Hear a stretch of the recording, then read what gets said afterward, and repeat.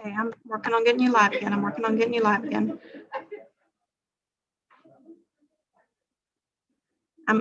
Give me a minute. Give me a minute.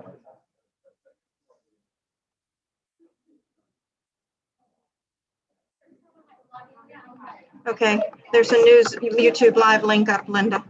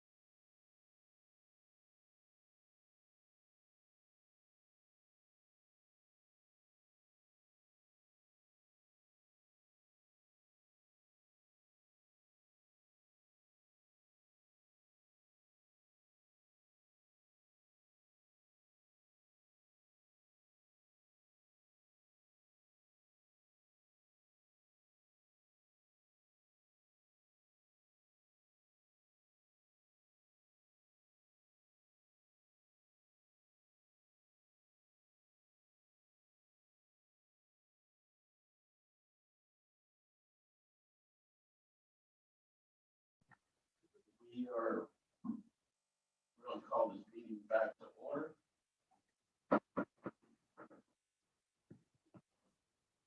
Are you still with me?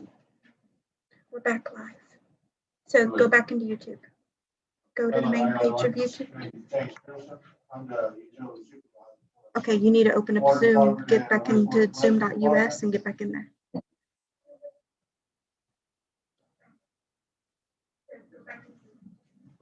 Sorry, I didn't have my phone muted so the whole world heard that. Yes. Yes.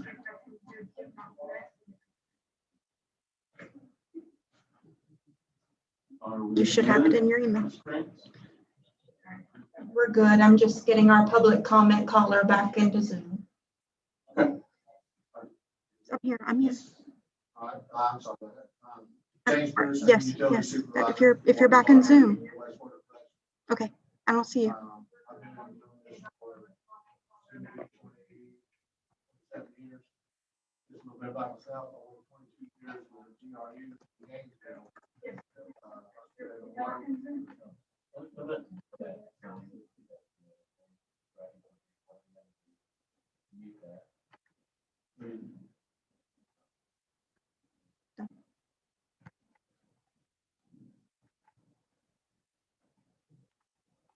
Good.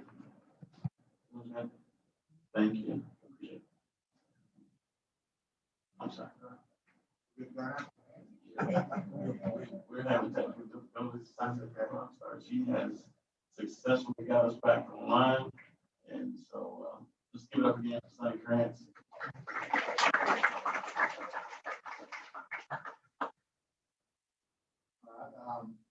Like I said, I'm the utility supervisor for the water department, wastewater collection. It's me and 8 other guys in the department that pretty much keep the infrastructure of the city's water system and wastewater collection. I call it the float. All guys work rain and shine. We got to get it done. No water, something. But me personally, I know that these guys are kind of behind the 8 ball financially wise on money. I gained all my training through GRUs, so I'm very thankful for it because it's been where I'm at today. Within my first year here, they promoted me instantly to utility supervisor based on my training and my knowledge of my duties. Right at 22. I started there when I was 19, right out of high school, didn't know nothing about it. But, I'm just little improved at the training and what the compensation they gave us, they kept us there. But when I first started there, the water department was like a stepping stone for utilities. People would get in there, acquire a little bit of training, and they would move on. And this would be my second pay study thing that I've actually went to. The city itself over there at the time did a pay study and found out just exactly how much we were behind. And I can't remember the percentage, but it boiled down overall that we got a substantial amount of percentage raise. And that's when they started keeping the guys in the department. They got in there and they stayed because they loved it. They chose to do that profession just like I did. I'm glad y'all are seeing what's going on now. I don't like to see the city being used as a stepping stone, just like the fire department said. And we train these guys, get them to know how, we deal with confined spaces, this and that, there's training on that, training safety.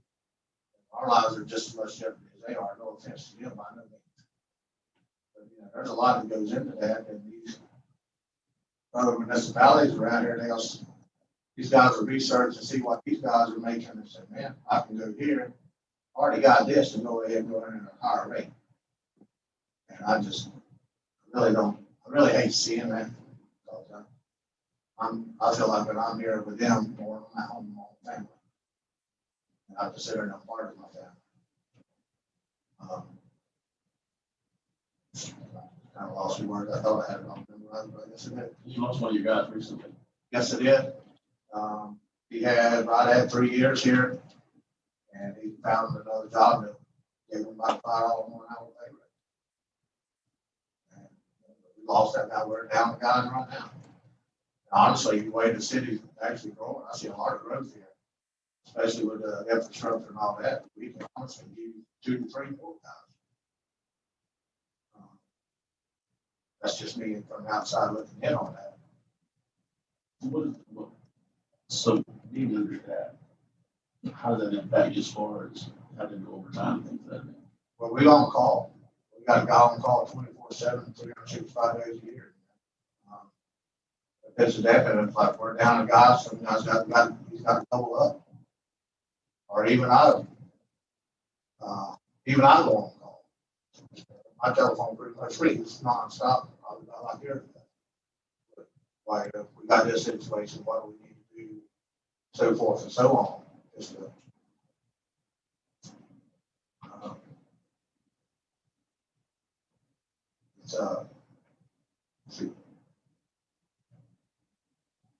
I think it's just if we could get more people and get them more trained into that and keep them here, it would be a lot easier on these. Sure.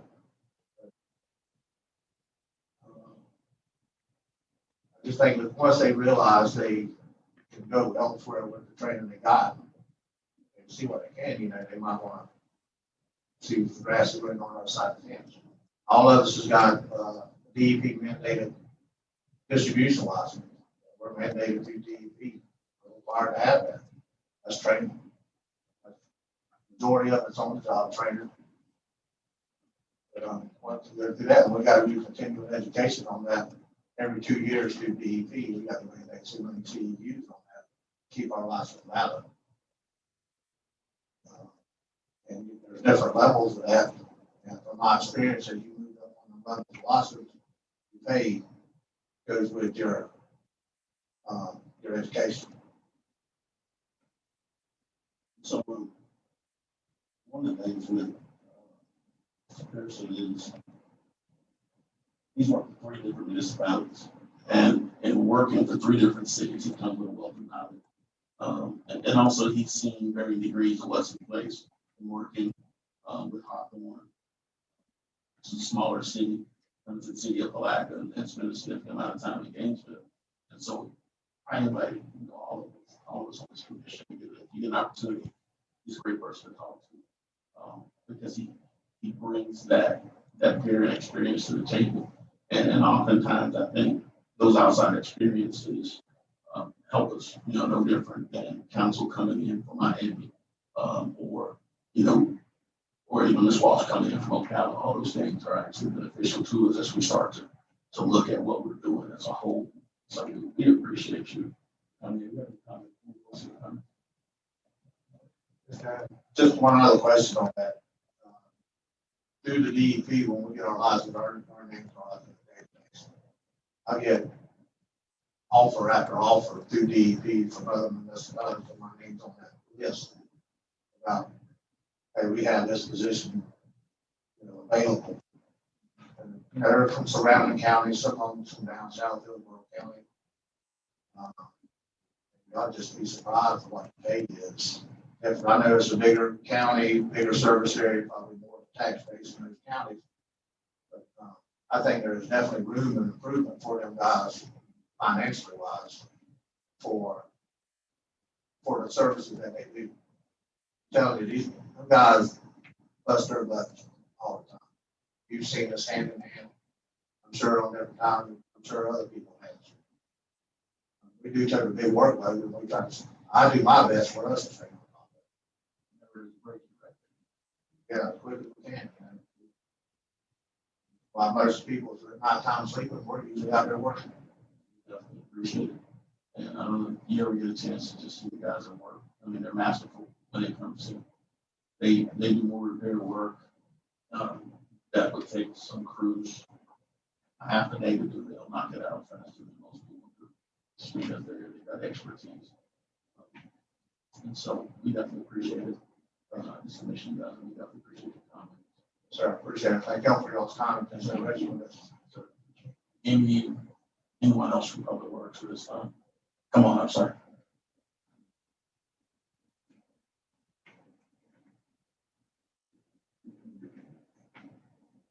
Just give your name and your department. My name is Carl Starling. I work for the sanitation, but I kind of almost work for all of these departments besides the police department. In all reality, I think I've seen one of you fellas or ladies or gentlemen at least one time a month, a week, because there's only 3 mechanics for the city of Palatka. All these people have a car to drive every day. There's only 2 mechanics that work on all of the sanitation trucks. Okay, there's only 2 mechanics that work on all the streets departments, vehicles, lawnmowers, chainsaws. We've been having to put things out, okay? Not only that, I don't have myself the education to fix all of our newer vehicles. So what we have to do is we have to bring someone else from another county, even if state, okay, to fix this. It took the city of Palatka 6 months to find me. I got called. I didn't ask for this job. And then when I got here, I was offered, in my mind, more money than what I'm receiving, okay? Not only that, we have garbage truck after garbage truck, after lawnmower, after fire truck. Our biggest fire truck just went down. I don't have the education to do that. Can I get it? Yes. Do I have the time to figure it out in order to place my job, my knowledge, and my home? No, I cannot. Because the more I'm at home, the more I'm working on somebody's car. Okay? I barely know. For money. I don't have money. Nobody here has the money they need. I'm sorry to say that. Everyone here. They're all great people. I love Placa. I was born here. My dad's worked for the city of Palatka for 23 years. He's 55 now. He don't know whether to stay in the 5-year program or not. He's worried. He don't know whether he can make it that much longer because he's a mechanic as well. Okay? I'm very understaffed. We had 3 mechanics in my shop. Okay? We had someone named Gordon that worked on all of our lawnmowers and did all of our weed eaters and messed with everything that there is to do with our lawn maintenance around Palatka. And now, guess who's footing the bill? Me. And do I have a supervisor? His name's Ed Chandler. But does he know about cars? Does he know about trucks? Does he know about lawnmowers? Or does he know? No, he doesn't. All he knows how to do is get in there and drive them and orchestrate these guys, these trucks. And he's going from day-to-day basis on, oh my goodness, what if this truck breaks down? If we don't keep the next bull that, if we're going to buy another bull, okay, that's the one that does all of our commercial routes. If we don't keep the one and we just throw it away like it's nothing, we're going to be in the position we are right now, spending a lot of money to rent a machine that we really need, because these 2 bulls that we have are garbage. Okay, they are garbage trucks per se, but they have been ran and ran and ran and ran. Okay, some of them run 2 8-hour shifts. Okay, before we got a rental truck, it takes us 30 days to get a rental truck. Well, my boss, Ed Chandler, is scratching his head, worried, staying up at night. Why? I'm one of the 2 mechanics that can even touch those trucks, as far as even the fire trucks. So, therefore, I need more manpower. I need more time to educate myself, to be on top, to be on the board. I'm out here replacing tires, replacing punctures, replacing PTOs, okay, replacing brake drums. I mean, it's just a nonstop thing. We have a sweeper down right now, our street sweeper that sweeps our whole city is down. I can't mess with that right now because I have a garbage truck in its way. And not only that, just as if, okay, last week or the week before, 2 of those mechanics out of 3 took a vacation, okay, on the same week. Guess who that leaves all that with? Guess how many trucks broke down? We only had 2 trucks in service. Both of the bulls were down. The street sweeper went down. I've got lawnmowers coming in and going out. I'm at my wits. And what are we doing now? They're still in the shop because I don't have time to fix them all. One priority after another. I have to find my first priority and execute a plan. There's nobody else. There's no supervisor above me that knows about cars. There's thing 1 and thing 2. There's me, which is Carl Starling, and Ray Herniak. That's it. And in all reality, he has a natural gas certification and a brake certification. That was a water department. Yes, my dad works on the water and sewers tractors, so that is what it is. So when he does vacate, and he gets out of here, I'm gonna need somebody. And like I said, we had 5 employees that worked on things around here, as opposed to 3, and it's 2 mostly.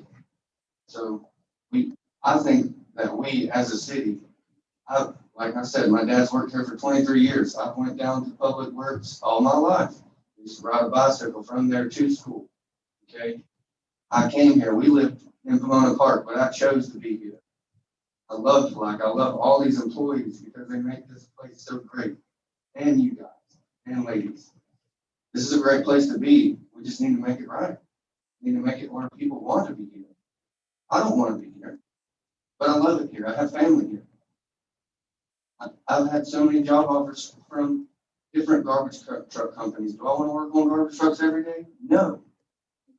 Do I want to work on our garbage trucks every day? No, but I choose to because I love these people. They rely on me and they come to me every day on, hey, this is wrong. What can we do about this? Well, hold on, I gotta go do this first. Firemen over here, they don't have, they need a new truck. They do, because I can't fix the ones that we have because I'm doing this. We always need an extra truck for garbage and for fire. We just do. We need an extra sweeper in case something breaks down. We don't have enough machines and not enough mechanics to work on them. As a matter of fact, the streets department just put in for new weed eaters. You want to know why? Because I can't fix them. I don't have time. Them are the lowest on the totem pole. So therefore, we got fellas out there that's, here, you can use my weed eater. Here, you can use my hedge trimmer. Here, use this mower. We got one crew going out on the streets instead of two because there's just not enough mowers that can be fixed. We have that stuff on rotation. Yes, but it's very hard. We had on lease at some point, right? Looked into leasing equipment so that we can get the maintenance.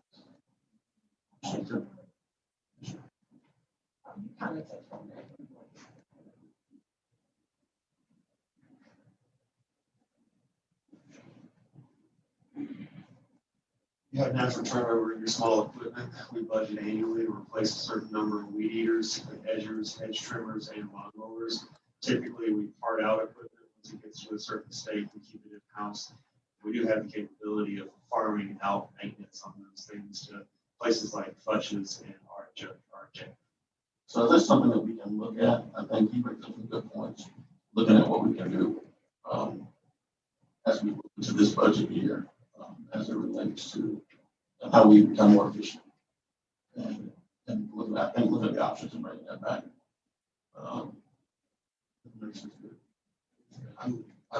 So the one thing that happens here is, so the commission is not in charge of the operation. That's the city manager. So a lot of things that you're saying to us, they're the operational things, but from a budgeting standpoint, we can address some of those things. And that's when the information becomes valuable to us. And so, I'm pretty sure the city manager's taking notes on this stuff as well, because it's information that you need to read in a lot of ways. And I think it may be new to the commission as well. And so, as we start to look at where we are, maintenance for equipment and so that gives us an opportunity to look. Me and Sean Ladd just came up with a database that we didn't have before to not annually, but monthly do inspections, go through these vehicles, go through these machines, and put a number on every single one, even if they're a lawnmower. Doesn't matter, it needs to be logged. So if I bought a part for this vehicle, I can go back into this database and say, hey, there's the part number. That was new. I just replaced that. Or, oh, we haven't done this yet. Just come up with that in the year that I've been. I think that's really, really good information. And like you were saying, in terms of just tracking breakdowns, repeat breakdowns, and different things of that nature, because if we constantly having to work on the same equipment multiple times, that's really good to know something may not be right, whatever, as it relates to equipment coming back in so frequently, different things of that nature. And I think workforce utilization will probably be a good thing. I think with that analysis, I don't know if that analysis will address the workforce utilization in terms of looking at every department and the workload for each individual and what they're doing as it relates to their job, to see where you can utilize those individuals maybe in other other areas, but like you say, you only have, 2 or 3 people in your department and, based on the amount of equipment you have to service. You know, utilize in terms of what you can do or restrain or restrict. So, I don't know if that report will help with that, but.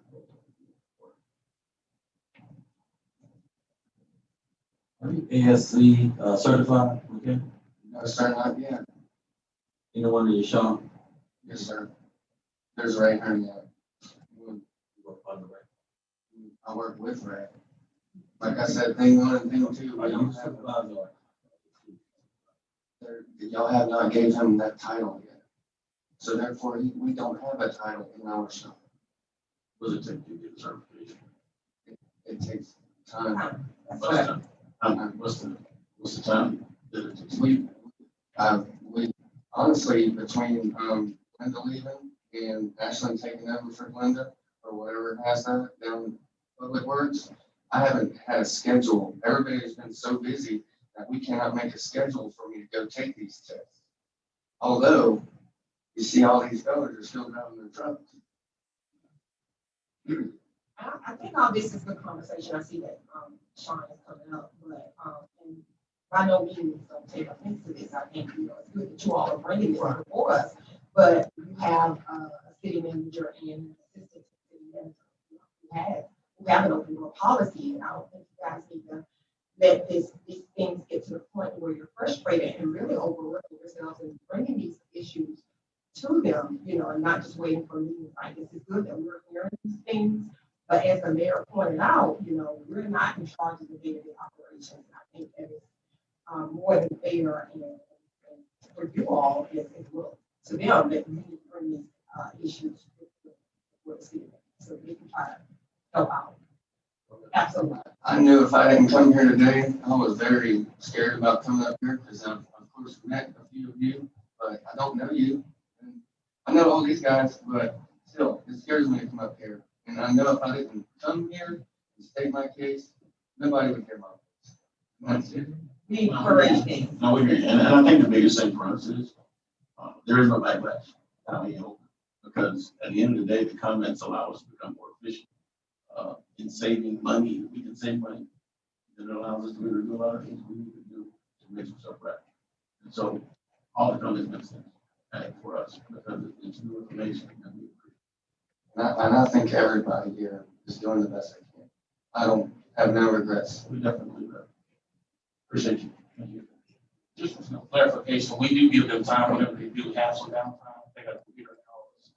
Or when they get the books they need for the training, they got the computer so they can do the training when they got downtime from working on everything.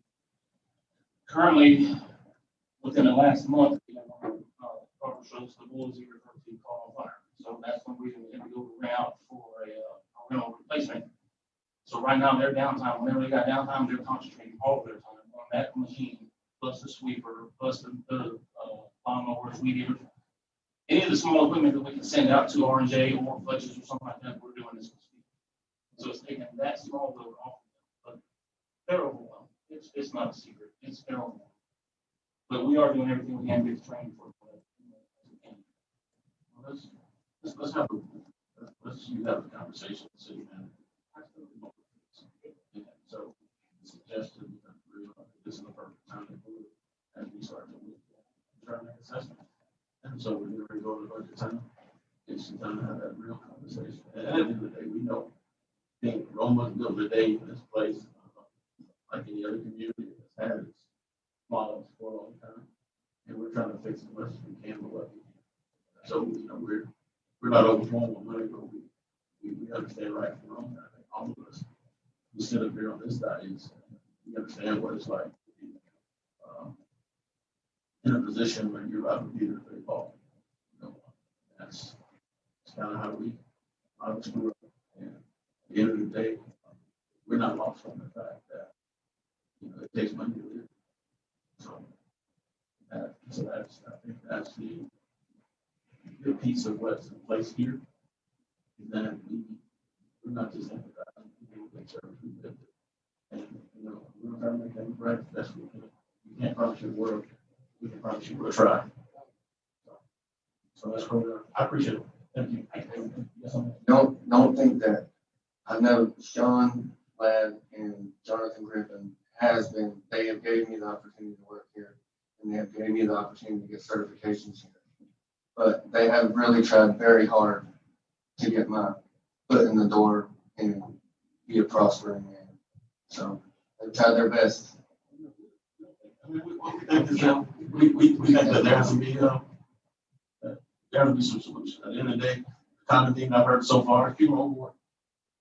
And they're overworked and people are tired, and we've got to figure out a way that at the end of the day to make sure that there is some relief. There's gonna be times where you gotta work extra. There's gonna be some times where you need to have a break. Everybody needs some type of break at some point in the schedule so that they can have a life outside of work. Certainly. I'm finished. Y'all have a Thank you great so day. much. Thank y'all all very much. Certainly.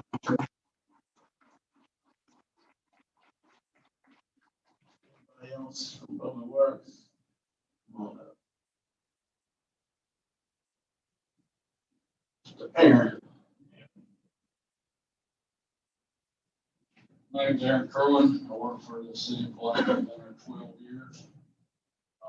I used to be over to water and sewer and got handed over to James 3 years ago. And Jonathan put me in more or less in charge of the infrastructure as far as the contractors in the town.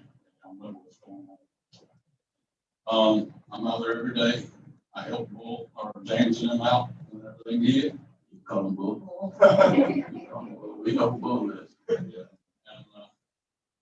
I just want to praise y'all for the work that y'all doing as far as trying to do this, rating study for us. Everybody needs it from that works for the city of Placa. Not just us, not sanitation, fire department, city of police. Everybody works for the city. I think it's due, like the other counties and the other cities are making, I know the tax base and everything else, the bigger cities are way above us, but this time. And we definitely appreciate it. We definitely appreciate you. I think the reality of it is this city's nothing without the people in the side.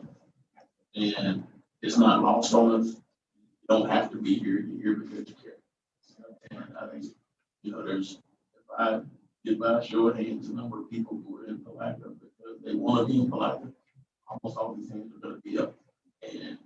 And that's the thing that we know. And, I think more than anything, it's important for us to listen and not just listen, but to actually be willing to take some steps necessary to move forward.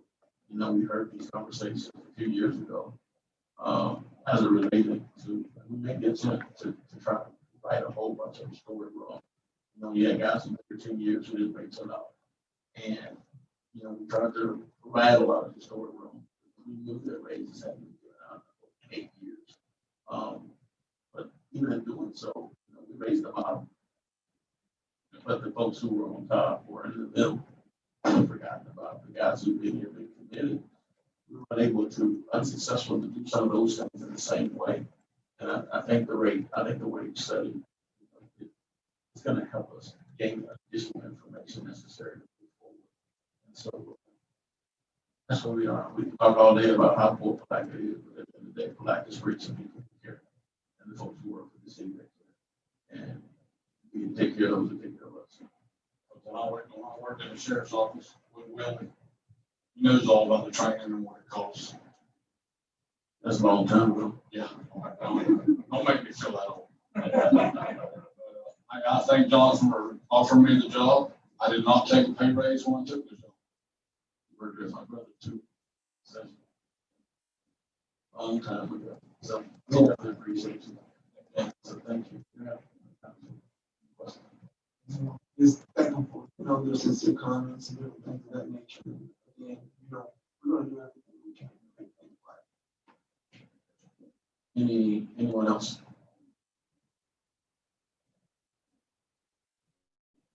Eli won't have that much time. Commissioner Jones, you have a question? By show of hands, we do appreciate all the employees, but by show of hands, or stand up, if you actually live in the city of Placa.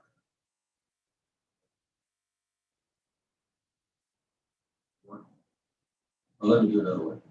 By show of hands, if you do not live in the city of Placa. All right. Mr. Neely, how many years? What's the countdown? 2.5 months or 2.5 weeks? Okay, so are you ready to drop right now? It's gonna drop out. So anybody else at this time? One of the things that, Ms. Kitchen, I know I got your comments. Give me 1 second. One else.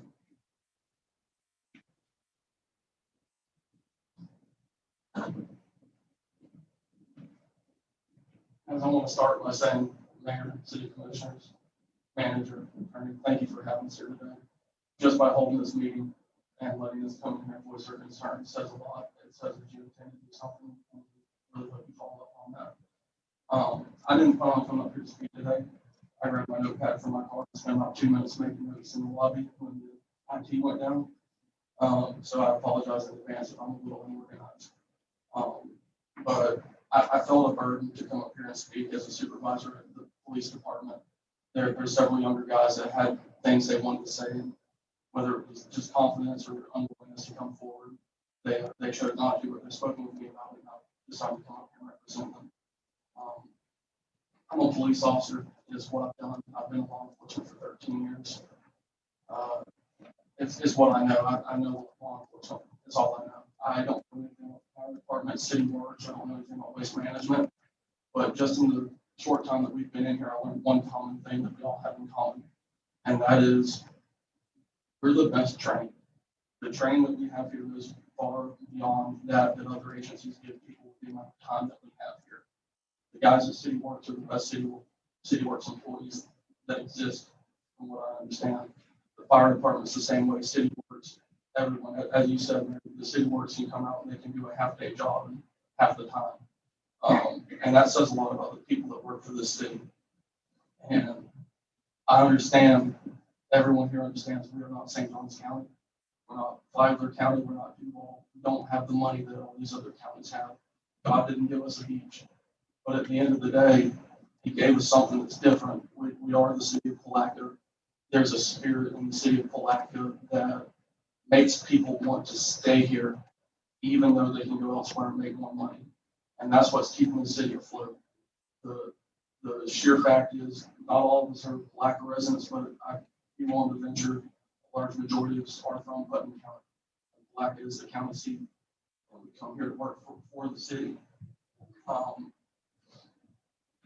Now, I don't want to beat a dead horse on numbers. I know you guys have looked over numbers. They've been sent to you month after month. You've seen them.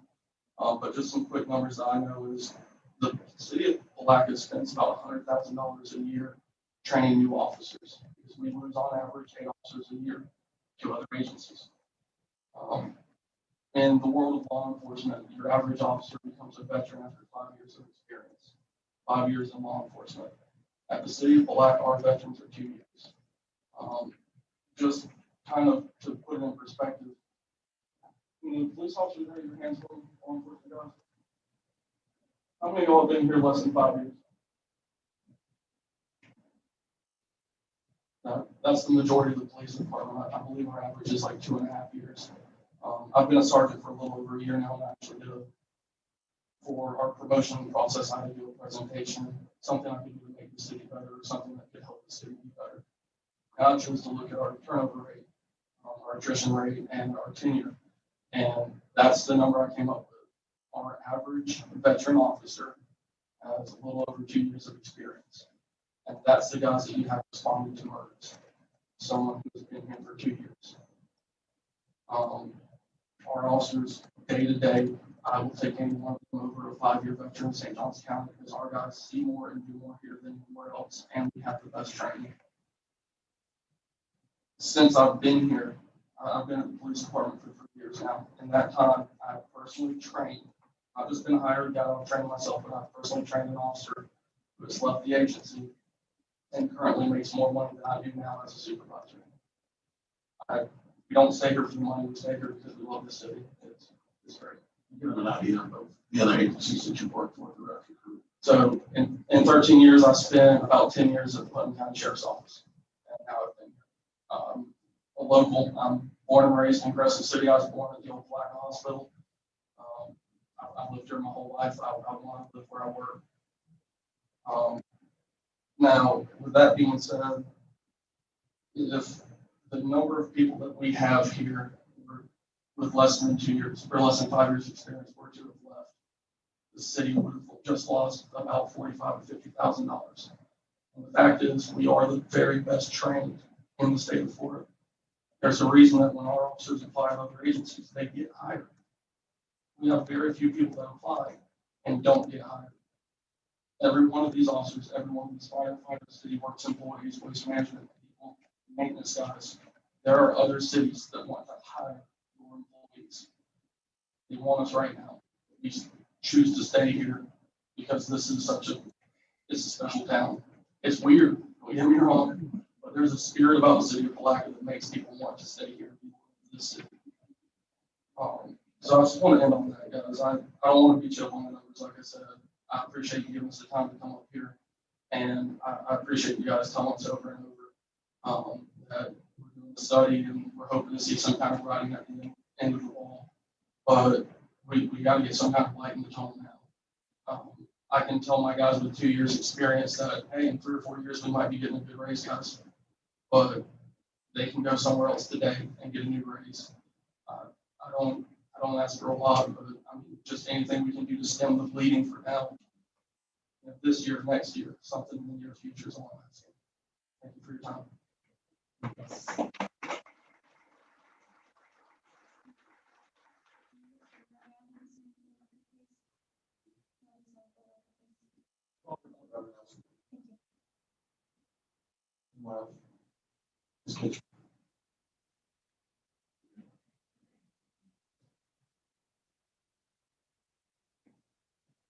I just wanted to go and speak as a former commissioner.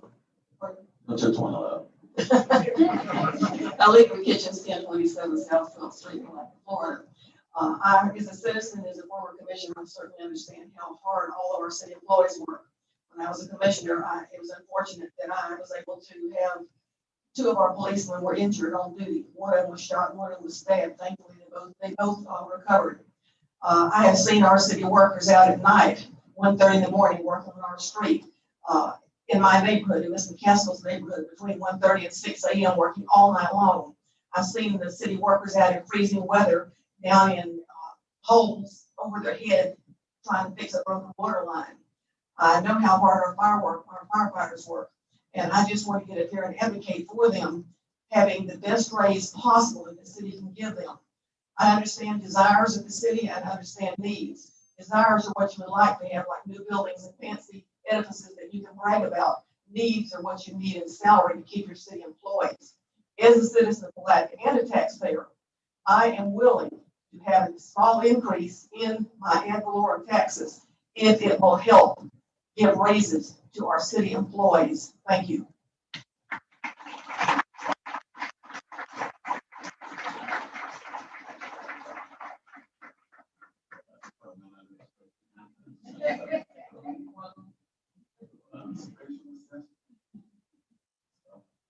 Anyone else?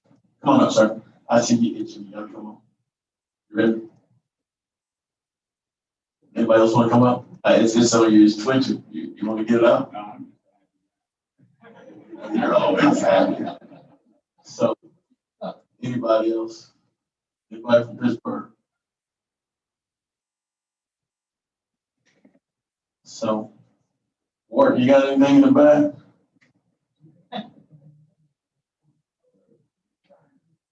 So, and just to give you an idea, step forward for just a second. When we talk about training and experience, I mean, we got a rookie who just happens to have been awarded a prison, a unique qualification that comes out. Someone who works here in the city, who has run his own facility, who has a wealth of knowledge in budgeting, has a wealth of knowledge in community relations. These are the type of people who are coming to the city of Palatka. Chief, great hire, I think. But yeah, he also sung pretty good on Saturday as well. And so he thought Sam Cooke was in there for a minute. But I can tell you, where we are is what we've heard as a resounding theme. People overworked, underpaid, people overqualified. We've got the best training. We've got the best folks sitting in this room, and we've got to do better. It's just a reality of it. My goal has always been to make sure that the folks who work for us have the ability to own homes in the city where they work without having to worry about how they're going to pay their mortgage. And for them to be able to live, work, and play in the place that they committed to. And so, and that's where we are. And so those are my thoughts. At this time, I'll take thoughts from the commission or any comments that you may have after hearing what you've heard thus far.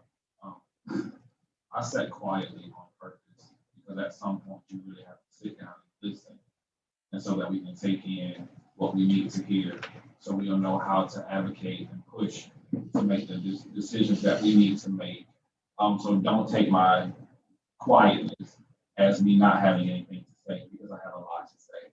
And I think just hearing this conversation further pushes me to push our city manager and the team to do what we can in order to make sure that we make the change that we need to make. I oftentimes say we call on you when we need you, and now you're calling on us because you need us.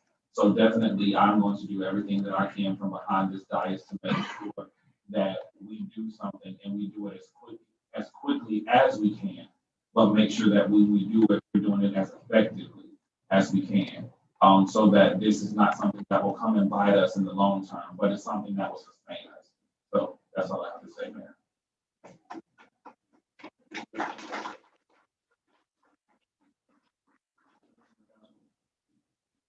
Dovetail what Commissioner Campbell said earlier. Definitely, this is very appreciative to hear from all departments. It's good to see a variance in the room tonight. To keep in mind that we just gave the go ahead on tonight to conduct that salary study. So it's good that we're moving forward. I know that we're going to get things done. I have faith in staff and our city manager that we will do things and do things that are fair for everyone. So again, thank you for coming in and sharing your concerns with us. But also, again, I want to remind you all that it's very important that you take advantage of the open door policy that the city manager has and share your concerns with them, and not wait until we have these meetings. They need to know these things so that they can do what they can beforehand, before you guys reach your levels of frustration. So again, thanks, and definitely I'm on board to do whatever we can to make sure that you all are able to improve your lives as well as your families. Well, I pretty much share the same sentiment as President mentions and the Mayor, as it relates to quality of life for our employees. Again, without you guys, the city would not be able to function properly. And so we certainly fail without you. So been since 2015 again, I think we've been doing the right things as it relates to the funding. Again, first came in, we did a salary survey and pushed for monies for our staff. But I still have my CD from my first request to the city manager at that time to be able to look at wages for our staff. And again, we have to have funding available to be able to provide that for you. What we're going to do, everything we can to make sure that we give you guys the quality of life that you need in order to be able to work one job to be able to provide for your families. And hearing that you guys are having to work multiple jobs, or you don't spend much time with your family. Work-life balance is important. So, again, I don't want to beat a dead horse, but I think we all care on this diet, and we're going to do everything we can to support the life for you guys. That's all I have to say.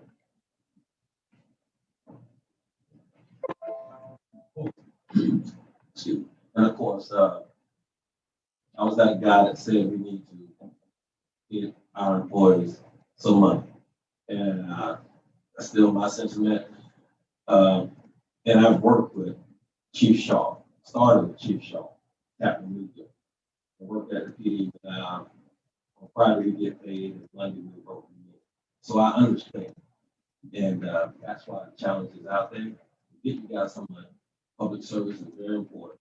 And, just hang in there with us. Mr. Libra, I guess you'll sell it to everybody else in the public. Your sentiments were. Everybody probably won't take it as that. But we're going to have to make some tough decisions on how we're going to be able to do this. And it's not going to be easy. We have many things that we have to overcome and make sure that we're doing things the right way. But as the board said, I think there's one thing that we all know towards getting you guys so much. Because you deserve it. You do deserve it. And we appreciate what you do. That's from public works, sanitation, law enforcement, as well as our fire. Brian McKinney, can you hear me?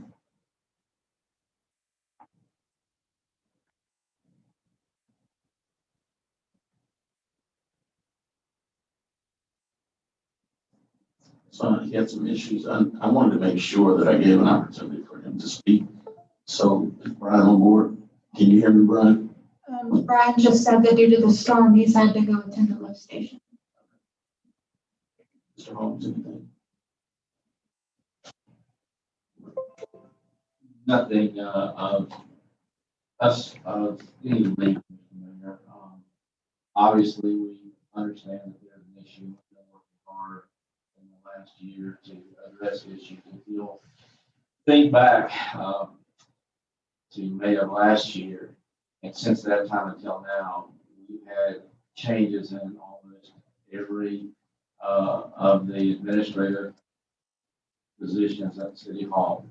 Finance director, planning director, city attorney, actually was a little bit before May, and right on down the line. We put people back in place, HR, to make some progress. This time last year, a few months ago, there were a number of people having a lot of problems with paychecks, with income tax deductions, with insurance premium payments, with a number of those issues, with claims being processed, with bills being paid. Am I right? Those have pretty much been resolved through our efforts. We understand that there's a need to deal with the wage issue, but it wasn't something we could deal with on a piecemeal basis. We all know that when we make an adjustment in wages of any department, we trigger a response in the fire department of the union contract. You can't just take one department and throw money at that department. And that was the reason that we went out for the RFP, the request for proposals on the wage study. And that wage study, as I indicated, is not just calling around and saying, what is your fireman budget?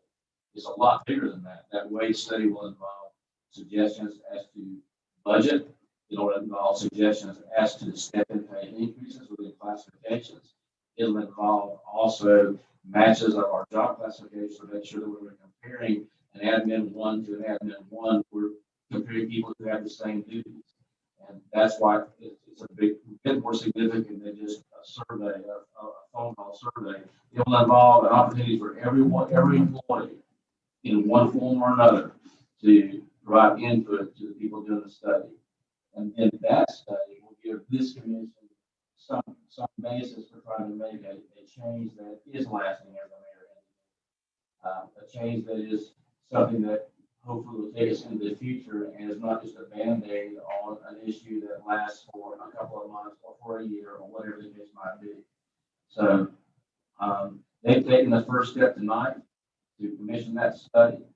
And as I said, while that study could take some time, we have emphasized in the RFP, and the respondent has agreed that the first task to be accomplished will be the wage and compensation comparison, which will accomplish in the first 30 days. That is going to require that quick response from all of you, because we're going to have turnaround times of about a week when they start making their solicitations for information regarding what you do in your job. There's going to be a written question there that each of you are going to have to fill out that they can then use to move forward with trying to focus on what areas they need additional information in. So the commission has made its intent and its priority clear, and I certainly have no desire to interfere with that or to do anything but implement their desire. It's going to take money, and that's where the hard part is going to come in. But I can assure you that staff is going to work diligently to try to accomplish what's been asked of us and to give the commission proposals, give them options, which is what our job as staff is. And we'll do it quickly. And so I think in closing on this particular matter, we get ready to move forward into our meeting.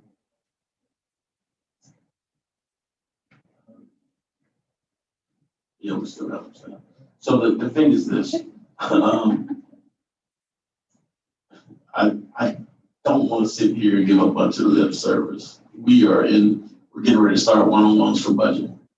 We're in the process of getting ready for our budget workshop. But there's no better time for us to take up these issues than now, because it allows us, as we move into the next budget year, which is only a couple months away, to make real change. And the thing that we don't want to do is walk into this next budget year making a decision based upon a lack of expertise. We raised the floor. We gave $2 an hour raises. In some areas, and it had an impact for a few years, but it was placing a bandage on a festering sore. At the end of the day, we got to do something that makes sense, something that we have empirical data to support where we are and make it work for everybody. Because we shouldn't spend $100,000 on retraining folks. We shouldn't spend a large portion of our money on overtime when we can staff and we can create wages that will minimize turnover. We shouldn't have to worry about being a training ground, because we should be a place where people want to retire. And for a lot of the young guys, differently than the guys who've been around for 10 or 15 years, they don't really care about longevity pay. They don't care about what their pension is. They care about the here and now. And at the end of the day, there needs to be some blend that puts you in a position where you can prosper. And that's just the reality of it. And that's what it is. I can tell you nobody on this diocese is getting fat off of pay. We're here because we care no differently than you are. You're here because you care and you work your butts off, and we appreciate it. And we're going to continually tell you thank you, but instead of just giving you lip service, we want to make sure we got affirmative steps in place. The issue was brought back up in totality. We put an RFP on the streets and we got a response, and we awarded the RFP. That happened in a matter of 30 days. Now, in the next 30 days, we're going to have salary comparisons. We're going to keep moving forward. We got a task force that will report back to you and let you know what the progress is. If you got concerns, talk to your representative that's on the task force.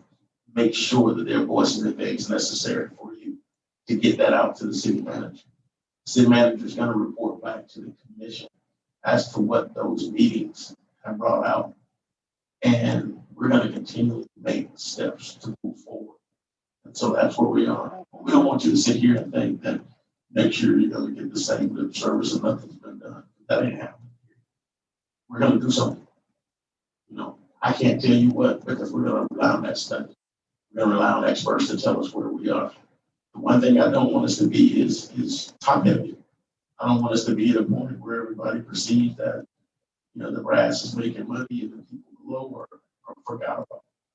I want us to be at a point where we realize that there are fair and equitable wages all around the city. And people who give their heart and soul to this community are being rewarded for it. And you're not getting McDonald's money when you've gone out, gotten certified, and you've been trained. That's just the reality of what it is.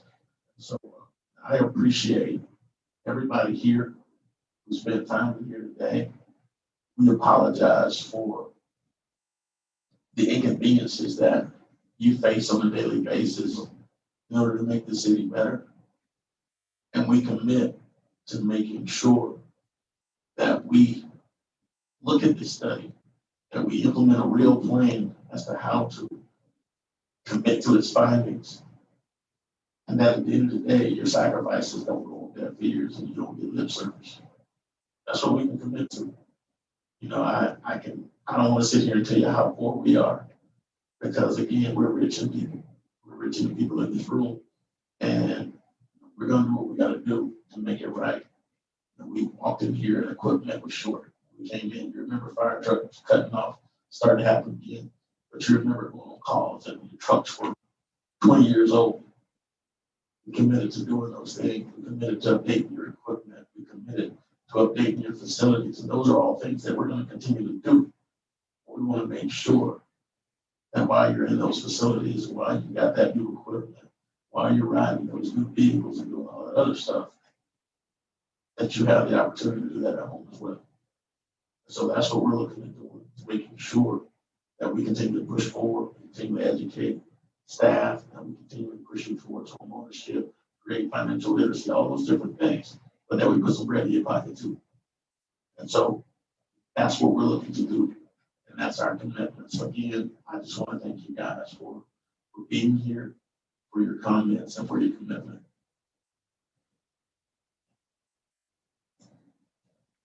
We're going to run through the rest of this agenda. Item number 7 on the agenda.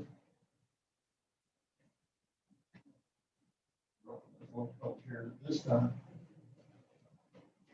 Ordinance 2021-16.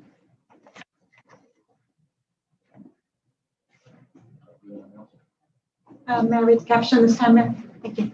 An ordinance of the City of Palatka, Florida, amending the municipal code by amending Chapter 74 subdivisions by adding Section 7417F and 7417G lot splits, providing for conflict, providing for an effective date, providing for severability, providing for the correction of scrivener's errors.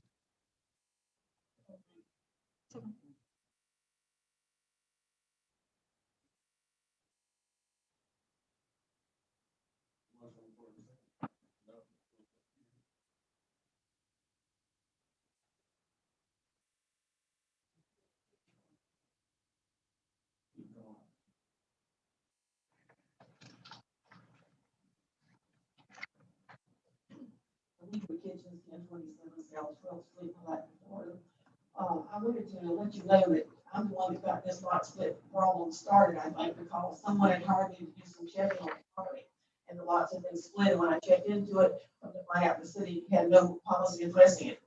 However, looking at this, I have found some issues that I think you all need to be aware of, and I think you need to correct before you totally pass this ordinance. Concerning lot 7A on lot splits, and I emailed each of you about 4 o'clock this afternoon. I don't know if you got the email. I put this in writing so you can sort of follow along. 7A lot splits. There are some requirements in this ordinance as it now stands that are unnecessary and will place an undue financial strain on individual citizens that most will not be able to afford. It won't affect developers as they will simply write off the cost into their sales price. On Section F, lot splits, paragraph subsection 3. It reads, the person wishing to divide the lots into 2 lots will obtain survey of the split showing land descriptions and acreage or square footage of the original and proposed parcels, and a scale drawing showing the intended divisions signed and sealed by a Florida licensed surveyor. The survey shall clearly describe the affected platted lots or parcels of land and any existing parcel or accessory structure. The majority of Palatka is in recorded subdivisions. Recorded subdivisions have to be surveyed, platted, and recorded. The lots and blocks shown on the recorded plat are the legal descriptions of those lots, and the dimensions of each lot clearly shows up on the recorded map. Lots in a recorded subdivision don't need to have a new survey. a copy of the recorded plat should be used instead. Surveys cost thousands of dollars, which the average citizen can't afford to pay, and in a recorded subdivision, they are unnecessary, in my opinion. Paragraph 4 under section F, it says the person desiring to split the lot will then submit 4 sealed copies of the survey with the application and required fee to the planning director. The planning director can look at the recorded plat to determine if the lots meet section 2 above, as it has already been surveyed. It has already been surveyed with lot dimensions on it. Paragraph 6 says the applicant shall record new deeds with the Putnam County Recording Office. If the split out lots are still in the same name, there's no reason to have a new deed drawn up and recorded from the property owner or owners to themselves, as they already had a recorded deed when they bought the lots and prior to the property appraiser placing their names on the property. Getting a deed drawn up is very expensive, and having it recorded also has a cost. My suggestion is that there be another exception added that excludes any lots in recorded subdivisions. That's one suggestion. I might have some others. Thank you. If you have any questions, I'll be glad to answer. I might add that the majority of property in the city of Palatka, and like 99% of it, is recorded subdivisions. In the county, this very well applies because the majority of the county property is in what's called beats and bounds, which means there's no recorded subdivision, there's no recorded lots on it. So it's different in this city, and I think we need a slightly different ordinance here. Also, that we need to address lot combinations, because we have more of those in the city than we do splits, and lot combinations have been an issue a couple of years ago. Thank you. Question, Don? Not a question, comment. Can I sit down? Oh, Yeah. May I sit down? Sure. Actually, the purpose for and the reason behind this ordinance was because we had a potential builder who was looking to split one larger lot into 2, and there was nothing in our ordinances that allowed it unless you went through the full subdivision process, which is expensive.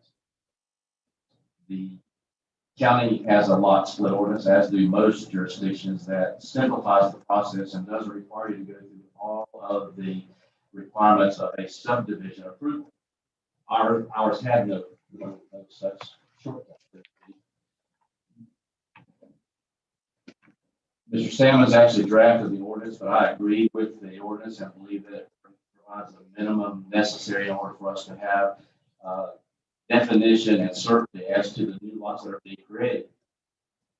The fact that it's a platted subdivision doesn't take away from the need to define how the lots are going to be configured, what their exact dimensions are going to be.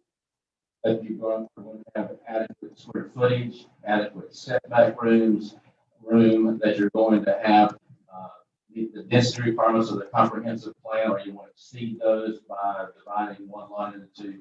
And so basically the need for a survey is in my opinion, present. You need to have a survey to establish exactly how the lot is going to be configured after you finish. Technically, if you got real technical and you wanted to make this by the book, you modify lots of subdivision by amending the plat, but that's not cheap.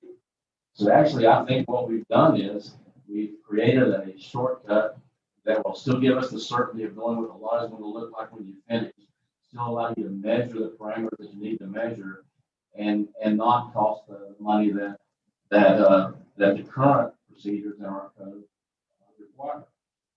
Surveys, they're not cheap. They're not inordinately expensive when you're just doing a boundary survey. And this is a boundary survey. Preparing a deed is not expensive. And everything is relative, but I mean, deeds, $50 or $100 with many places that you get them done, and recording it, depending on how much money is being paid for, is not that expensive either. I mean, you put a new parcel. So I agree with Mr. Salmons. I didn't draft the ordinance. I did review it after we finished it.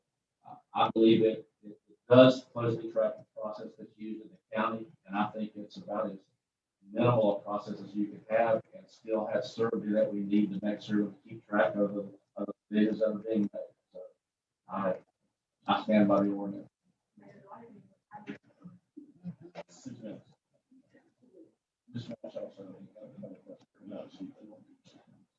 The property in question, while Mr. Holmes refers to it as one large lot, was actually lots 43 and 44 in Forest Park. It was platted as two lots. It was two lots. The property owner combined it together. So when they separated it out in the property appraiser's office, they had the dimensions on the original plat. Just clarifying that. Well, that's the one I'm referring to, and there are some exceptions, but. Ms. Watson, if you don't mind, could you share what the process was over there?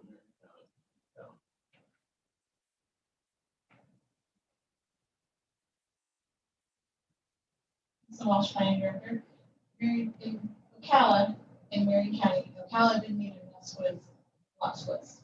It was all the responsibility of the county. Because it was their process of the property appraisers, and everyone had to go to the property appraiser's office to announce something. They brought some items in. Yes, they were required to do surveys and. So outside of just the fact that it's a property appraiser doing the person in the city, the process is very simple. Yes. As far as requirement. And so I appreciate that. Any questions, any other questions for Ms. Walsh? Thank you. So my only thing is, one surveys there are thousands of dollars on the lab experience. I just got 4-acre survey for like $900. But I've had single lot survey for $300. Most of your deeds gonna run between $50 and $100 on average. I think the title company does it run about $80.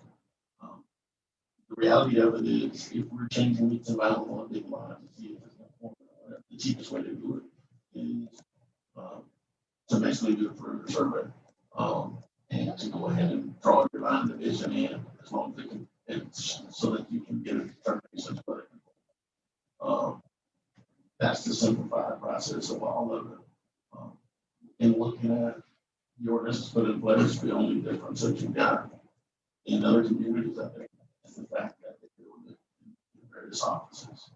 The reality of it is that for us, we don't want to spend a lot of time with lot splits to the extent that it bogs down what we're doing with our planner versus how we can deal with some of the stuff on the car.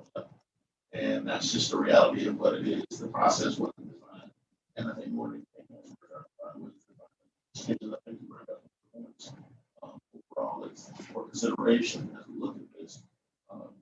But I think ultimately, we've got to look at ways in which we can simplify processes for citizens, minimize costs, and put these things in place so that we don't find ourselves in situations where we're requiring tree surveys and topography and things of that nature to move forward. And when someone sits in the seat that was lost this year, there hasn't been any direction as to how these processes will be put in play. And so that we have a uniform process so that people, when they look at it, they know exactly what they have to do in order to get certain things done. So, is there anyone else here for public comment at this time? We'll close public comment. Mr. Jones?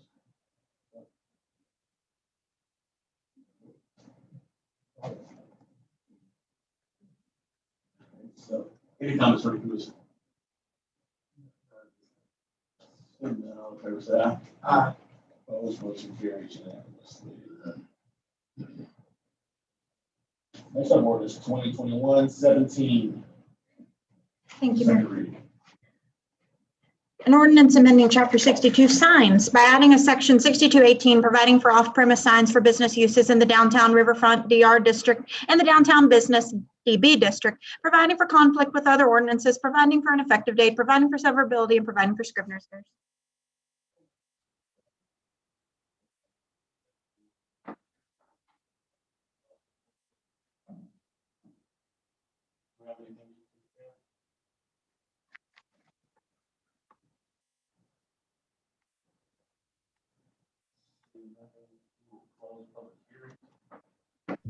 Not at this time.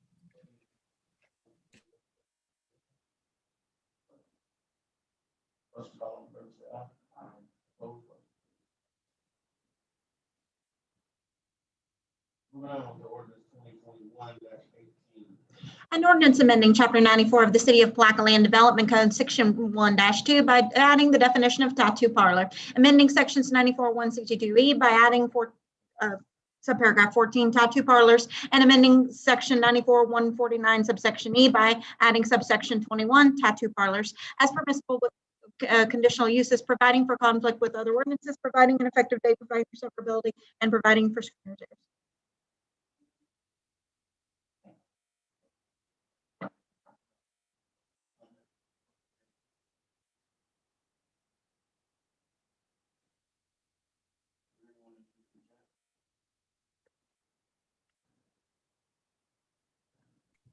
Not at this time, Mayor.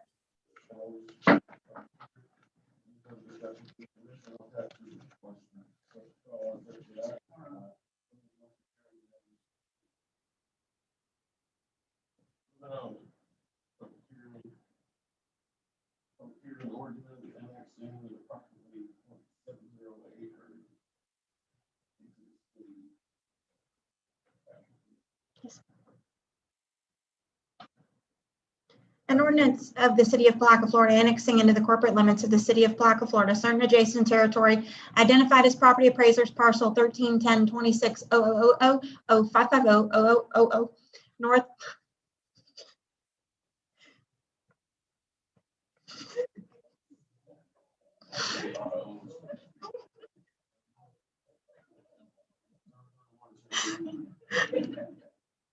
North 12A of east, a half of the northeast quarter of southwest quarter X, formerly estate.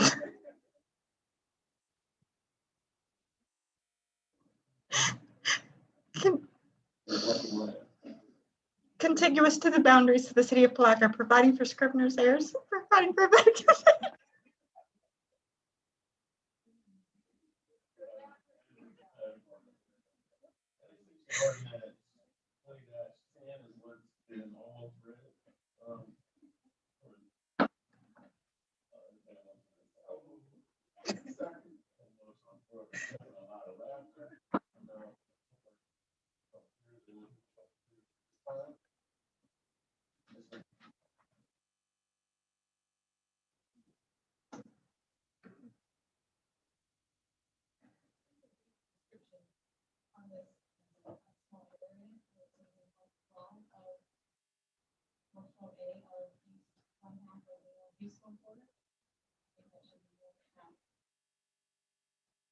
So we have to let's make sure we make the proper adjustment.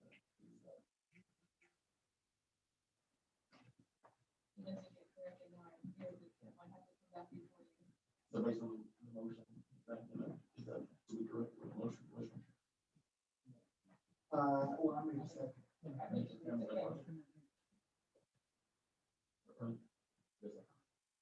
Second. Thanks. Questions moving on? She's on it already. Is there anything in YouTube chat?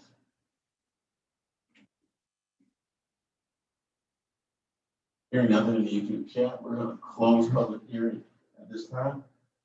Any further discussion?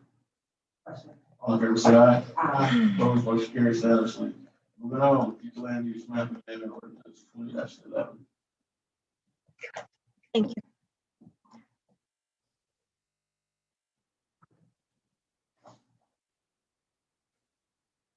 An ordinance of the City of Placa, Florida, providing that the future land use map of the adopted comprehensive plan be amended with respect to the following parcel of land less than 10 acres in size from Putnam County Urban Reserve to the City of Placa Residential Light for the following property: North 12A of east half of northeast quarter of southwest quarter, ex Ormond Lee Estates, property appraisers parcel 13102600055000, contiguous to the boundaries of the City of Placa, and providing for scrivener's errors and providing for an effective date.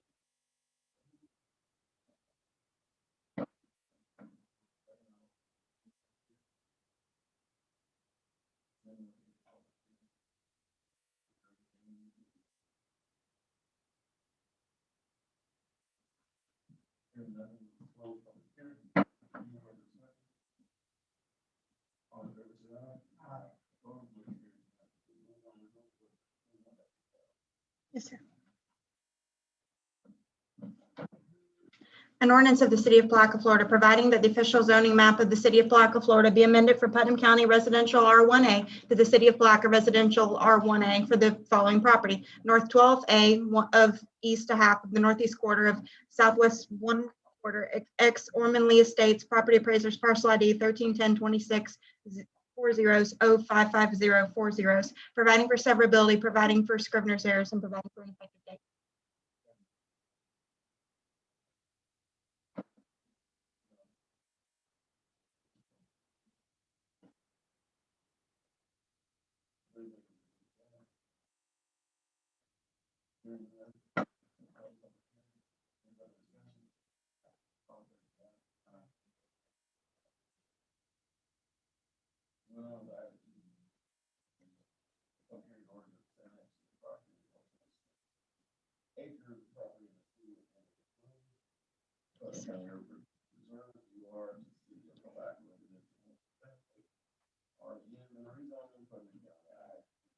An ordinance of, ordinance number 2113, an ordinance of the City of Palatka, Florida, annexing in the corporate limits of the City of Palatka, Florida, certain adjacent territory identified as 2615 Hudson Avenue, Palatka, Florida, 32177, part of the southwest quarter of the southeast quarter of official records 316, page 600, contiguous to the boundaries of the City of Palatka, providing for Scrivener's errors and providing for an effective date.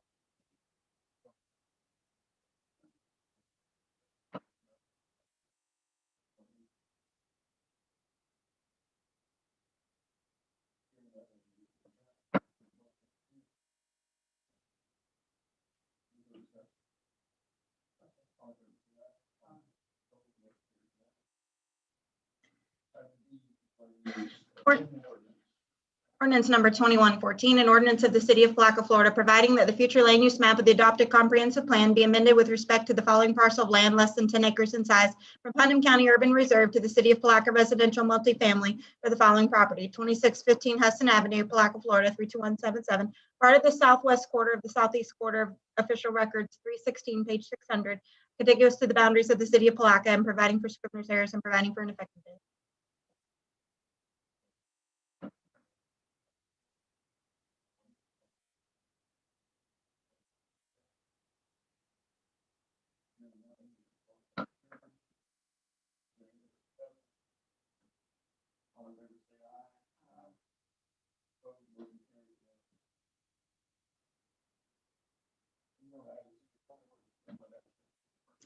An ordinance of the City of Placa, Florida, providing that the official zoning map of the City of Placa, Florida be amended from Putnam County Agriculture to City of Placa Residential Single Family R1A for the following property: 2615 Hudson Avenue, Placa, Florida, 32177, part of the southwest quarter of the southeast quarter, official records 316, page 600, providing for severability, providing for Scrivener's errors, and providing for an effective date.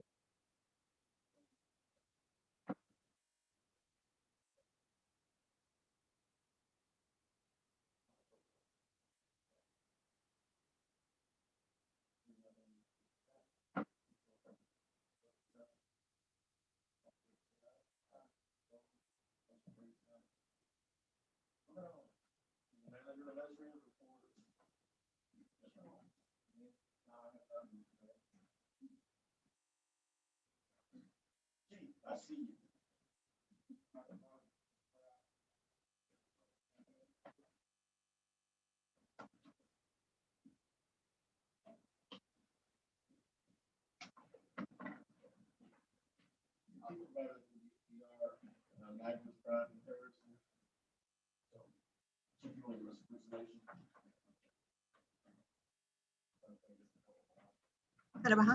Oh, that works. Sure. As you can see, this is the current year-to-date 2 month up until June. June is not included here, but it's the UCR and average report. There's a couple areas where we're showing increases. We have an increase in aggravated assault, aggravated battery, and in vehicle thefts. But we are still down in all areas dealing with UCR at 18%. And as you can see, and noted that the UCR, the NIRS crime is at an increase of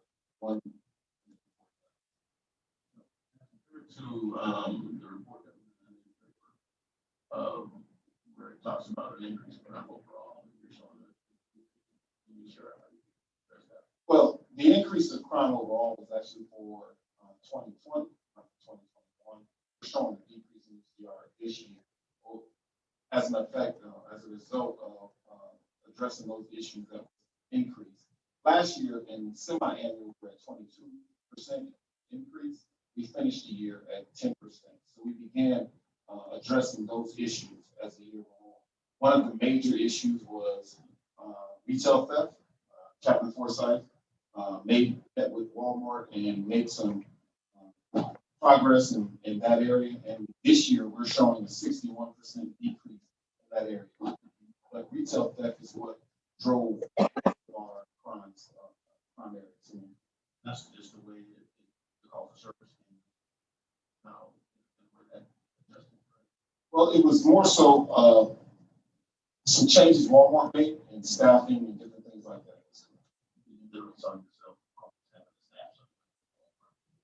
That's correct. We were averaging approximately 3 to 4 calls for service a day at Walmart alone.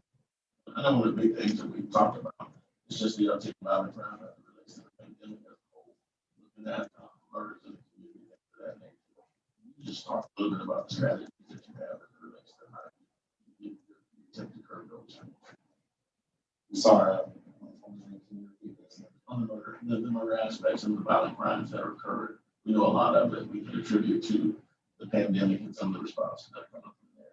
But can you just kind of give an insight, I guess, from the public on what strategy you're employing, kind of deal with some of those issues? Because I know we ended up with a significant number of murders compared to normal years. There's no such thing. That's correct. Murders is something a little different. It's a little hard to address depending on how they occur. So far this year, we had nothing that's been repeat violence. They're all been identified as individual incidents, which has all been addressed. What we've been doing is we've been going out and identifying hot areas. We've been looking at individuals that have repeat causes or cases that deal with aggravated assault or aggravated battery and violent crimes. And we've been addressing those issues in individuals by either via arrest or sitting down and having communications to resolve issues. Any other questions? No, just concerned about the high rate of vehicle break-ins. I think that's something that I heard in Wall County that increasing that. I've been seeing some comments on Facebook about that. So that's a concern. So what we've been doing in partnership with the sheriff's office is, you've seen the signs posted in the neighborhoods, and we've been addressing. We've been very successful with actually apprehending those individuals to decrease the crime spree, so it won't affect us throughout the year. Part of the problem in addressing it, or part of our progress, is identifying and addressing those issues as they come up. And when we identify those suspects, where it takes us a little time, it may take a day or two, a week or two, or something like that, so we actually get that individual apprehended. By putting out the information to the public, it helps us into the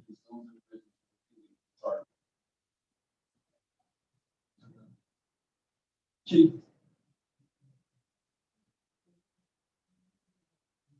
Chief, we talked about the uptake in violent crime. What strategies are we using to try to increase those or limit them? I know that is probably a challenge because it's not a trend as far as well, let me go back to this. What areas are we seeing? Like I have seen red public housing is one of the very, like you guys just did a good job in apprehending and murder suspect out of Lucia County. And it seems to be in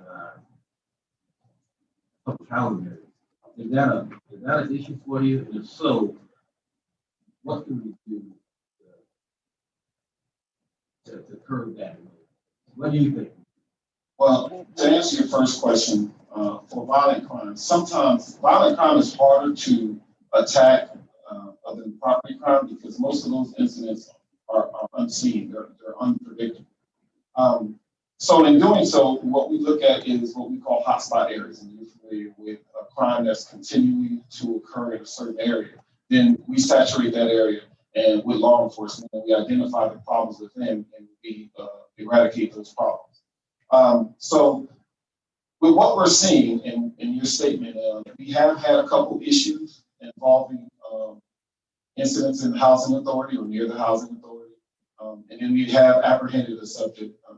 Captain Forsyth spearheaded the arrest to go along with FDLE and the Sheriff's Office, the arrest of the subject out of Volusia County. He was acting on our behalf as the administrative supervisor to basically go on that long ordeal. I stayed out with him as long as I could, but I couldn't. I had to leave. But those are just I would say that's one of the few where that individual may come to the county and hide in housing authority. They usually come and we are locating them all over. It's not just identified as housing authority. But housing authority is working with us very well as far as being able to access, identify those individuals. And if we're running into problems with them, our relationship has increased to where addressing that issue and getting them out of that area so the problem doesn't continue. So that's what we've been doing. That's what we've been working with. Being able to communicate with them on a daily basis and address the problem is our number one concern. That's what it's been our number one too so far. And as it relates to being just that area, I just use that as an example. But when I was asking about extra patrolling, maybe, do you think that can curb it? This is to make the citizens feel more safer in the environment or in the community. Just wanted it to be out so that people get ease because when you see that uptake, it does bring some fear. And you just want to kind of like ease that fear and let them know that our officers are out there, what they can. Sure. As you know, there's certain tactics that we don't like to avoid. But yes, to answer your question in short, there's a number of different things that we do to flood the area, to identify the problem, and to eradicate the problem. It is not harassment, it's really just the citizens. That's correct. Thank you. Seemed like we were outside of this conversation. It was the detectives talking one another. Any other questions from the commission? Yeah, mine, similar to those, same things that I should be saying. Commissioner Jones, and looking at the 42% that we had talked about in the past as related to Walmart and PHA accounts for 42% of the call. That's correct. And so you And have something. I'm sorry, I'm interrupted. That accounted for our calls for last year in services. Our call for Walmart so far, am I correct? Correct me if I'm wrong, has gone down tremendously. Right. So you got a strategy in place for that. But we also, again, the PHA piece, which I think we're gonna have that. And I think you're putting something in place for that as well. And you stood up the substation again. But again, I think you're gonna be putting presence in there. That's what we really need in terms of being able to help with those various things that's going on. And we have a number of unauthorized bikes, four-wheelers, and among other things that we've talked about in the past as well. So we gotta find a place where leaves those individuals with those motocross bikes and different things of that nature. We can find a big plat of land or wherever, because I thought that they weren't able to use sites at one point. My understanding is that they have I didn't know allowed them to do that. Somebody. They really weren't allowed. Well, no, it's actually a private property. They were using it being undisturbed, but I can tell you the damage to the property, the different stuff that's been left out there is caused resources not only for the owner but for the city. I believe Mr. Griffin can attest to different things that's been dumped out there repeatedly. What it basically succumbed to is the owner saying they didn't want them on the property anymore. So that calls for us to enforce the trespass authorization and no longer allow them to for the opportunity to practice. And I think whenever when that got stopped or got ran off there, then they came to the community, mainly Bronson, 11, 19. Well, that corridor. And we did see, and again, our policy of the police department in reference to ATVs or anything like that on the roadway is we attempt to make contact with them and we'll let them know there's a one strike policy. If we catch you again on the roadway, then we're towing your ATV. But we also understand that they don't stop, and for safety reasons and things of that nature, then we don't chase. So it's a problem that we know, but we know there's only so much in an event that we can do as far as getting them at the time, outside of identifying them later on and going to their homes. Last thing, with this with the impact, just like you have impact people bring in subdivisions among other things, when you have an undue impact, say for instance, like the 42% calls coming from 2 agencies, and we were supposed to be pursuing something along those lines as it relates to dealing with Placa Housing Authority in terms of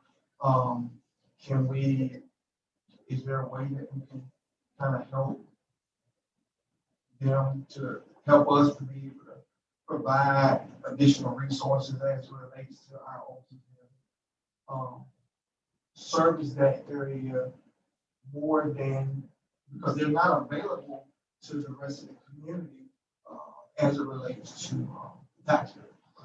As far as any assistance that we may give, I'm open, and I've been communicating with the city manager in reference to how we can get more assistance from the housing authority.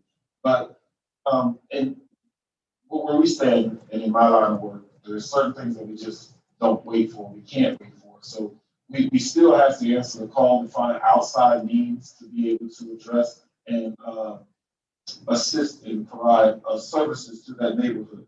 So again, what we started doing, COVID has lifted. We started getting back in the neighborhood.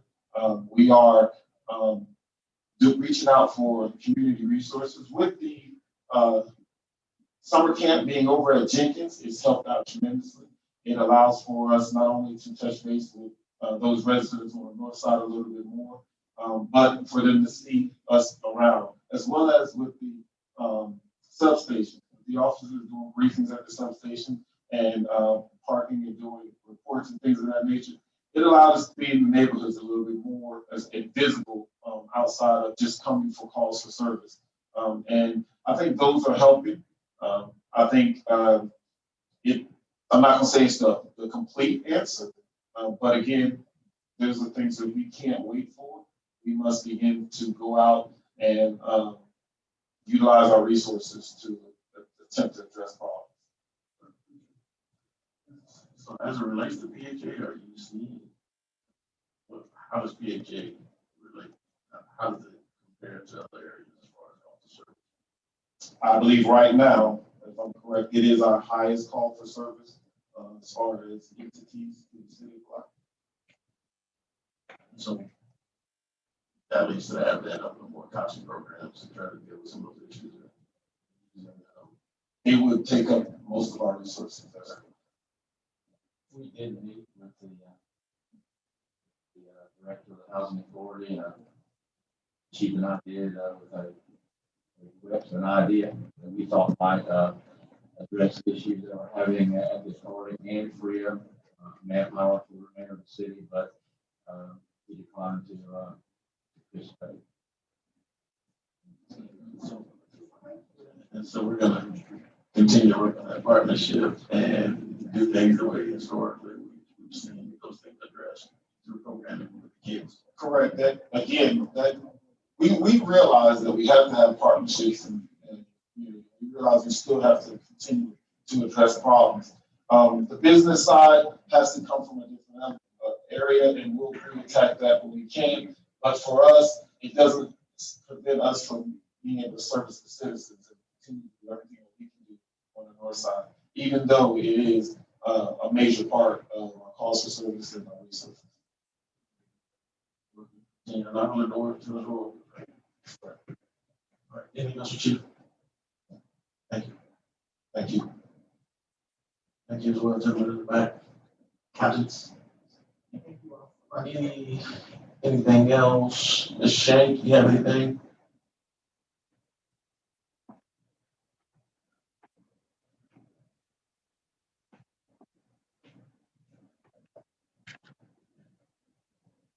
Mr. You, anything?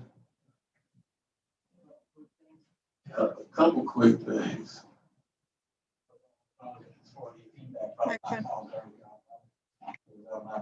Enthusiasm of what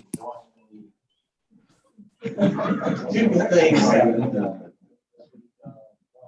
FAA has announced the third round of COVID airport assistance. And likely we received $59,000. So there goes, son. $59,000. 2 years ago, we had 30. Last year, we got 23. This year, we got 59,000. Off the cost. And same thing is it's a long time coming, but tomorrow we're going to be taking care of the rust and painting rust tankers. Send me pictures. And that's it.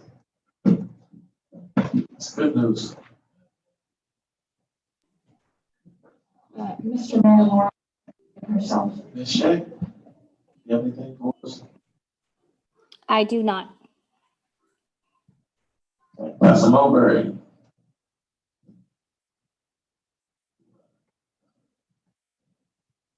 Okay.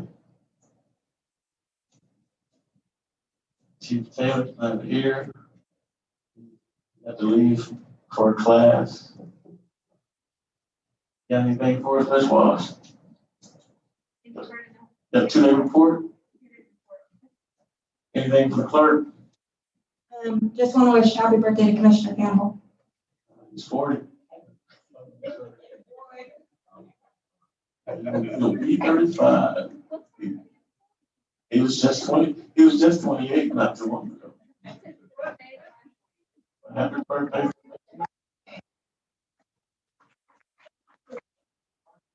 For the party this year. There's no problem. He just beat me up a lot.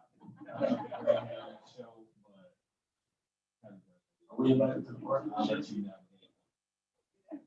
No. So that means no. So much for that guy. The party was yesterday. Legal? Not pro tem. Nothing legal. Moving on. Mr. Jones. It only works at the coaching church.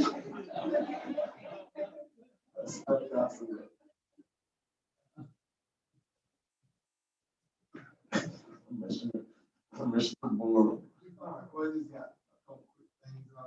Just want to welcome aboard planning director, Ms. Walsh. Welcome aboard. And, thank you for the quick work you've done so far. And one other thing, we had Jermaine Douglas who helped out. We had a TBN network. People came in with the travel was they was coming. They did a 5-day tour here, and they go from state to state. So they happened in Florida and happened in Palatka. So they was having a little bit of trouble trying to get parked over at the hotel.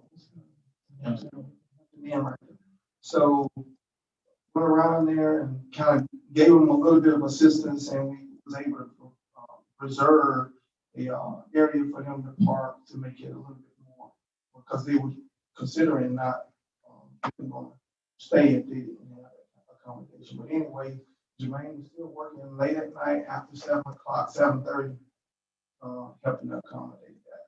But basically what they were doing there, they go around to jails and provide, I guess, services for the inmates to help them recover or whatever. So go from state to state, so they have to be here. So we welcome them. Actually, Turner Broadcasting Networks, and for them to be here, that was huge. And want to also thank police, for their tireless work that they've been going through in the past few weeks, and the rest of the departments too. So everybody's doing a great job, and we're gonna do the best we can to help with all their life. That's all I have. Share the same sentiments as Commissioner Moore on the thanks, note for thanks, and also just want to thank the school board and get that on the record for allowing us to use their facilities out tonight, and look forward to having conversations with them for subsequent. Thank you. Mr. Campbell, happy birthday, guy. So I echo the sentiments of both Commissioner Warren as well as Commissioner. So I won't belabor that point, but in the words of our immediate past Vice President, we are better together.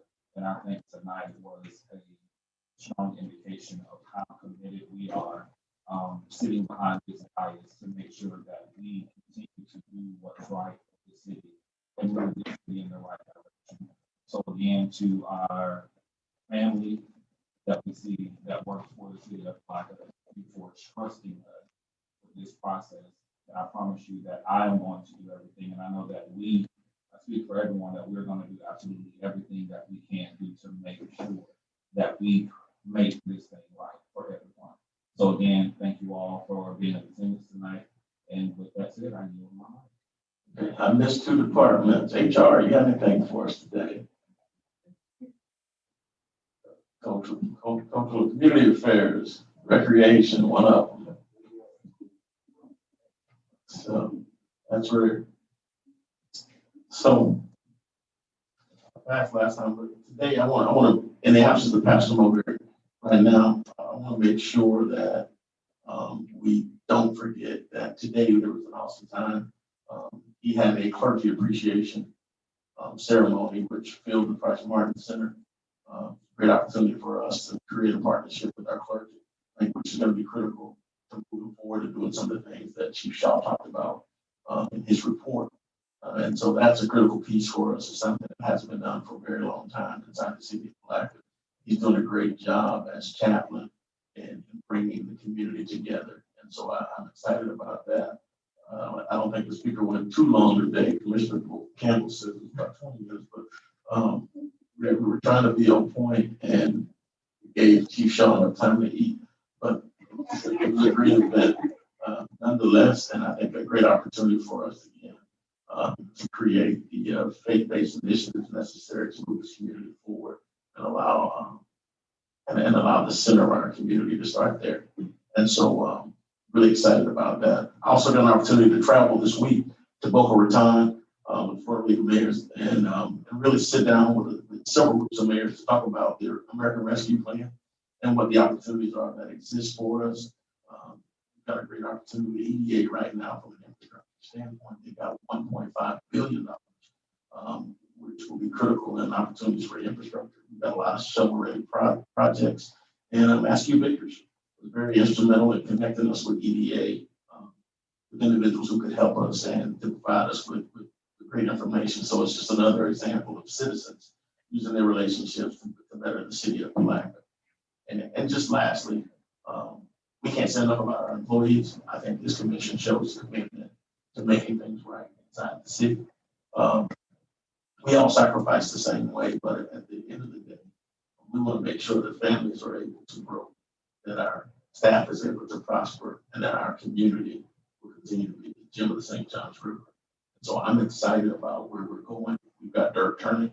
We've got new faces coming in here with innovative ideas, and we've got a lot of love inside of this room. And so that's the beauty of being in a small community and having a true snapshot of old Florida. With that concludes my report. I'll entertain Commissioner Jones' motion on the matter.